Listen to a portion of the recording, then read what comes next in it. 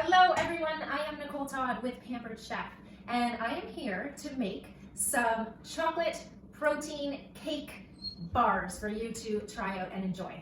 So I am going to basically just make it in front of you right here and give you some of the tried and true tips that I have for you for using tools that make being in the kitchen way easier. So I am going to actually start. I've got my oven preheated to 375 degrees, and I'm going to use the brownie pan to make these, okay? And so all I'm doing is I've got a little bit of grapeseed oil in here. This is a kitchen spritzer, so no need to add any kind of propals or butane. I didn't actually pump it enough. Aerosols into your food. This is just a manual compression, and you can spray in whatever kind of oil you would like. Okay. So you always want to decompress it at the end so that it stores decompressed. So that is all ready. I am going to mix together the wet ingredients, then the dry ingredients, combine them all together, put them into the brownie pan, and pop them into the oven. So I have some of them already measured out. This one here, this is the Easy Read the Measure All cup, and this is the mini size. You just go like this and scrape it. This guy is unbelievable for sticky solids. So that was honey, that was half a cup of honey. This in here, I was kind of cleaning out the cupboards, and I've got almond butter and some peanut butter in here. And I'm going to show you actually the peanut butter jar. I had it somewhere. I was going to show you. My husband threw it out as he was cleaning out. Anyhow, these things, if you've never used a scraper before, clean the inside of jars. They're unbelievable. So there we go. That's the two kind of nut butters.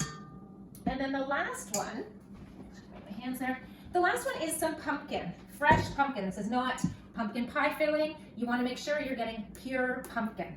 So we give pumpkin to our puppy to ease his stomach. So I didn't have enough for the full half cup. So I just thought, you know what, I'll show you our smooth edge can opener. So you literally just put it on top here and just start going. And if you're left-handed, it doesn't matter. It works still.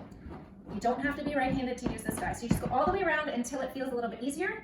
Flick it back the other way and it releases. And then watch. There's little grabbers on the side there. You just use the grabbers and it lifts it right up.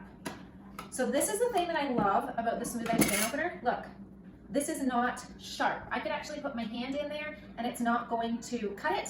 And that's because what it does is it breaks the factory seal. So it's way safer, okay? So I'm just gonna add some pumpkin into here. And my puppy is being a goofball right now. He's dancing around at my feet. So if you hear some noise, that's what it's for. Okay, so I'm just gonna level that off. I'll store the rest of the pumpkin into a container for him and for some muffins. And I'm gonna add this into here.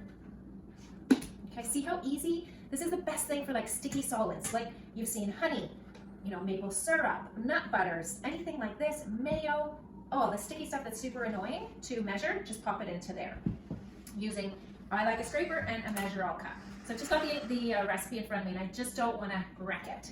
So I'm taking a whisk and I'm just gonna whisk them together, okay, and getting it nice and smooth, okay? It's nice to have a bowl that has a thumb holder, okay, and these guys have a non-slip base. So we're just gonna mix them all together really well so it's nice and smooth. Get the stuff off the side. I'm excited to have these ones. Now, if you didn't have peanut butter or almond butter, you can also use cashew butter. I mixed the two together. If you have a nut allergy, I'm pretty sure you could probably use a nut butter substitute in here and it wouldn't be a problem. Now, I'm just reading here, I added 1 egg at a time. You could crack it over another bowl just to make sure that you don't get a shell in there.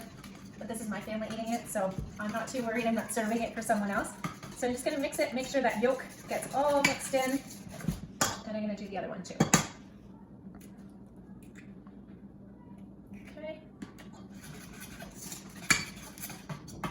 It gets in. You kind of have to like go in and break that egg with the top of your whisk. Make sure it's nice and smooth. Okay, so now what I'm going to do is I'm going to just mix together the dry ingredients. So before I actually do that, I wanted to show you a tip for when you're measuring dry ingredients. It's really easy. Let's say you have a container like this, or you've got your bag of flour especially.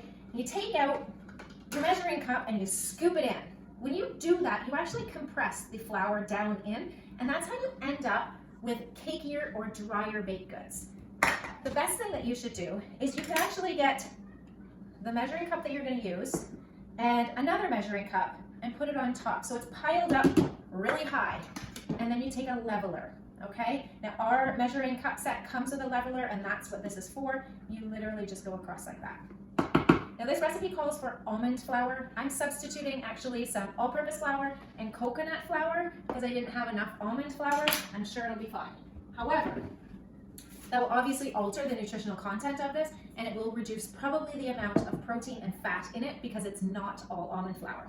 So I've got 3/4 of a cup of my flour, okay, 1/4 cup of cocoa.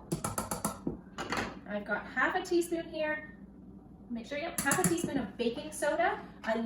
This is one other thing that I wanted to mention. I love that all of our measuring tools are clear, okay? Because oftentimes when you scoop things, you might get air pockets. When they're clear, you can see that it's fully level and it's the amount that's supposed to be in there. And it also calls for, how much? Half a teaspoon of salt. Okay, so we're gonna do that. And this is the special ingredient. This is the chocolate protein powder. So it calls for a scoop, and in this, so it's 3 tablespoons of the chocolate protein powder that I'm adding in. Okay, mix that all in. I've got the big, huge mix-in scraper because that's what I have in front of me. You could whisk this together. You actually could put a colander over top and whisk it together through the colander to make sure that it's sifted perfectly. Okay, I'm just combining all the flavors. Oh, the cocoa smells delicious in it. And then all we do is we mix them together. I'm putting the dry in. Now, I'm assuming we don't want to overmix this. Okay, we're just going to fold the dry ingredients in with the wet. Okay, so that's if you just do like a circular motion around and around. I bet these would be amazing. This is just me thinking about it, to add in some bitter chocolate or some extra dark chocolate, just little chunks. You don't have to add a ton, but I bet that would be like extra decadent. Okay, so we've got that batter all ready, and I've got my brownie pan, and I'm going to use a stainless steel scoop. Okay, so you just go in, pick it up, and scoop them out.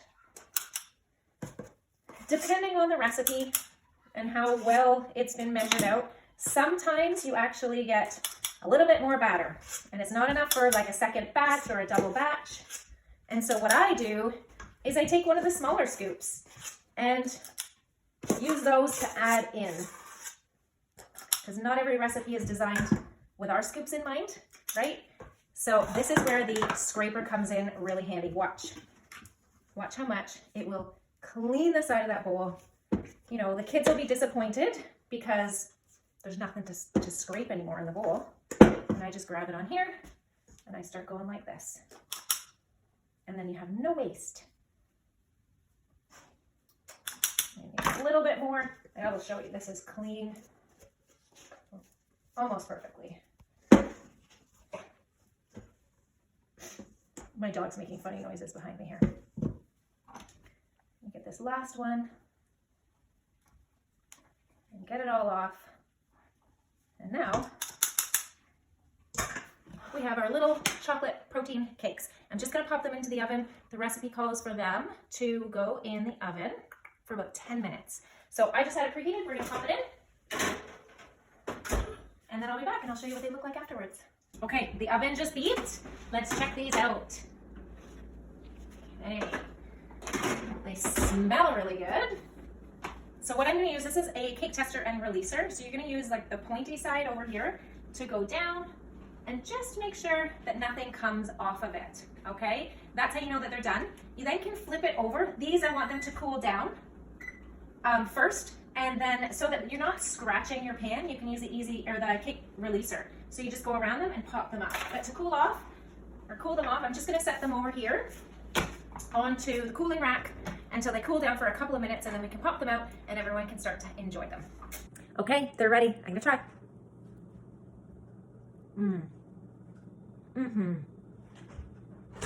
They're good.